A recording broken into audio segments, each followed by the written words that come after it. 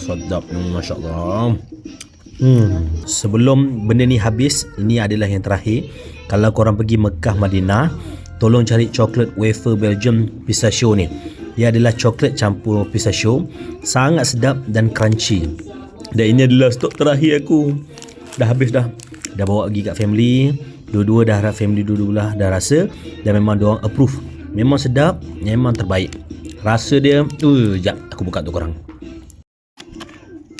Nak bentuk dia. Ya Allah. Dia rasa dia macam Ferrero Rocher. Kalau kau beli yang coklatnya, sebiji Ferrero Rocher.